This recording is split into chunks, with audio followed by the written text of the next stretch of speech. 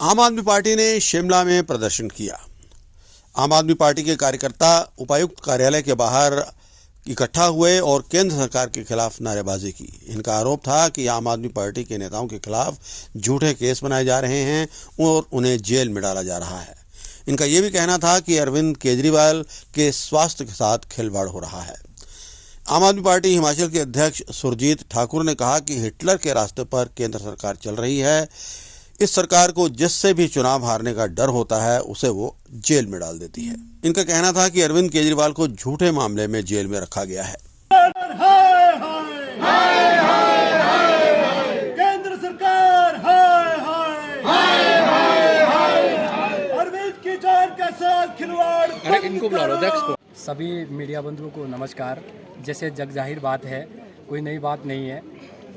आप सभी जानते हैं कि पिछले 3 साल से जो तथाकथित शराब घोटाले का जो मामला चल रहा है, जो झूठे केस में हमारे शीर्ष नेतृत्व को जेल में डाला जा रहा है, पिछले 3 साल से एक के बाद एक बड़े नेता को जेल में बिठा रखा है।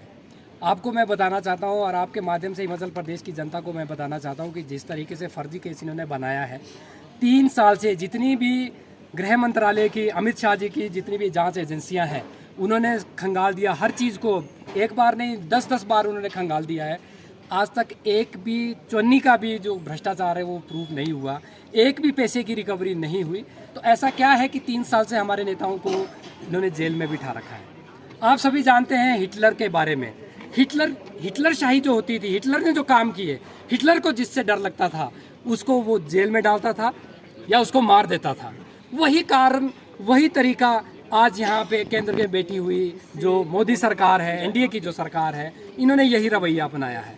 पहले शुरुआत इन्होंने की थी वोट चोरी करने से। आप सभी ने देखा कि जग जाहिर बात हुई चंडीगढ़ के अंदर ये मेयर इलेक्शन में किस तरीके से वोट की चोरी करवा रहे थे। उसमें कामयाब नहीं हुए, उसमें ये फेल हुए। भ्रष्टाचार इन्होंने किया, फिर इन्होंने कई तरह के हथकंडे अपनाए। सारे जब दाव इनके फेल हो गए तो इन्होंने लास्ट में एक हथकंडा अपनाया कि इनको झूठे केस में जेल में डाला। आप सबको ये भी मैं बताना चाहता हूँ कि इस तरीके का एक्ट लगा दिया गया है जो आतंकवादी गतिविधियों के लिए होता है। पीएमएलए सेक्शन 45 का एक ऐसा एक्ट हमारे नेताओं के ऊपर लगा दिया जिसके बारे में सबको पता होना चाहिए कि क्या है। ये आतंकवादी गतिविधियों के लिए ऐसे पर्सन के ऊपर लगाया जाता है जिसमें मनी लॉन्ड्रिंग ऐसा कोई केस, ऐसा कोई मामला होता है, देशद्रोह का जो मामला बनता है।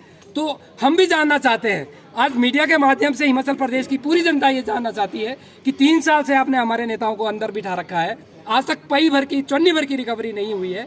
फिर भी आप लोग जो है जमानत, निचले कोर्ट ने, लोअर कोर्ट ने जमानत दे दी, सुप्रीम कोर्ट ने जमानत दे दी, फिर भी आप हमारे नेताओं को बाहर नहीं आने देना चाह रहे, क्योंकि सबसे बड़ा डर इनको यही है कि कहीं ना कहीं हमारे हाथ से सत्ता चली जाएगी।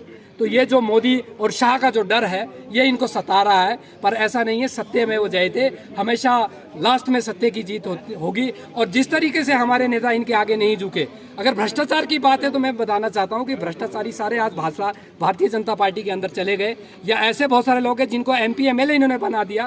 पहले इन्वेस्टिगेशन होती है, पहले 3 महीने जाँच होती है, उसके बाद भाजपा में उनकी ज्वाइनिंग करवाई जाती है और चुनाव के दौरान में उनको टिकट दे के MP या MLA बनाया जाता है। भ्रष्टाचारी तो सारे वहाँ पे बैठे हैं। हमारे नेताओं ने ये कबूल नहीं किया, हमारे नेताओं ने भाजपा में जाना कबूल नहीं किया, इसलिए उनको जेल में डाला जा रहा है। और आज भी हमारे जो और सेकंड लाइनर नेता जितने भी हैं उनको भी सबको प्रताड़ित किया जा रहा है। हमें भी सबको डर है कि भाई ये इस तरीके से जो है एक एक करके डालेंगे, पर हम डरने वाले नहीं हैं। हम भगत सिंह जी के चेले हैं।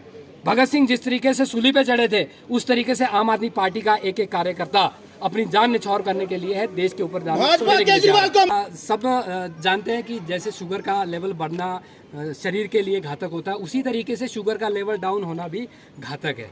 यहाँ तक डॉक्टर ने ये बता दिया कि जिस तरीके से पिछले कुछ दिनों के अंदर 36 से ज़्यादा बार जो है उनका शुगर लेवल 50 से नीचे चला गया है।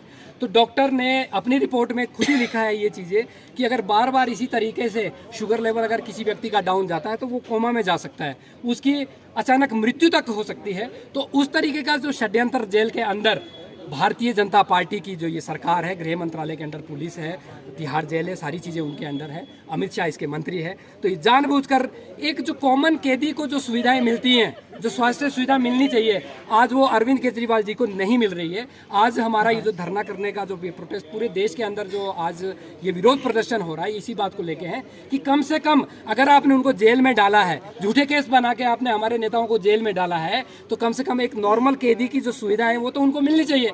तो ये नॉर्मल कैदी की भी जो सुविधा है नहीं दे रहे। दिल्ली के एलजी साहब बोल रहे हैं, भारतीय जनता पार्टी के एलजी साहब ये बोल रहे हैं कि ये जानबूझ के अपना शुगर लेवल घटा रहे हैं। जान के साथ कौन खिलवाड़ करेगा, कौन अपनी आत्महत्या करना चाहेगा? तो इस तरीके के ये निराधार आरोप है जो भारतीय जनता पार्टी लगा रही है। सीधी सीधी बात ये है कि इनको डर है कि अगर अरविंद केजरीवाल जी इस पिछले चुनाव में जो ये अभी गया है, 2024 का चुनाव गया है, अगर ये जेल के बाहर होते तो आज ये एनडीए की तीसरी सरकार तीसरी बार नहीं बन सकती थी।